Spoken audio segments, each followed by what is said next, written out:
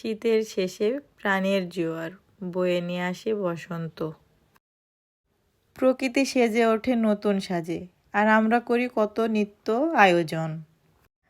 তাই চলে আসলাম আমার কলেজের বসন্ত বরণ ও পিঠা উৎসব আয়োজনে। এখানে নানা ধরনের স্টল ছিল, স্টলগুলো ঘুরে ঘুরে দেখছিলাম। আপুরা রঙিন রঙিনভাবে সেজে কি সুন্দর করে বসন্তকে বরণ করছিল, উপভোগ করছিলাম। অনেক ভিড় পার করে আপুদের পিঠার স্টলে আসলাম এবং কয়েকটি পিঠাও টেস্ট করে দেখলাম। এরপর ভাইয়াদের কিছু স্টলও ঘুরে ঘুরে দেখলাম।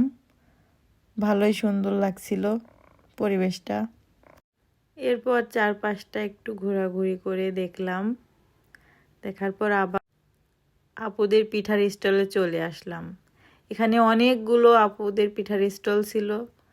এখান থেকে অনেকগুলো পিঠাও টেস্ট করা হয়েছে। নতুন নতুন অনেক পিঠা দেখলাম। আপুদের আসলেই অসাধারণ সুন্দর লাগছিল এবং তাদের ব্যবহারও ছিল অমায়িক। পিঠার স্বাদও অনেক ভালো ছিল। কিছুক্ষণের মধ্যেই পিঠার স্টলগুলোতে এত পরিমাণ ভিড় হয়ে গেল যে আপুরা খুবই ব্যস্ত হয়ে পড়ল। মাশাল্লাহ, আপুরা ভালোই পিঠা সেল করছিল, দেখে ভালো লাগছিল। অবশ্য পিঠা খাওয়ার জন্য আমাদেরকেও অনেক ভিড় সহ্য করতে হয়েছে। আজকের দিনটা এভাবেই পিঠাপুলি আর বসন্ত উৎসবের মধ্য দিয়ে ভালোই কাটালাম। বসন্তকে বরণ করে নিলাম। প্রত্যেকটি স্টলই সুন্দর সুন্দরভাবে ডেকোরেশন করা ছিল এবং এক একটি স্টলের ভিন্ন ভিন্ন নামও দেওয়া ছিল, যেগুলো দেখতে অনেক সুন্দর লাগছিল। স্টলগুলোর ডেকোরেশনে বাঙালিয়ানা ছিল পুরোপুরিভাবেই।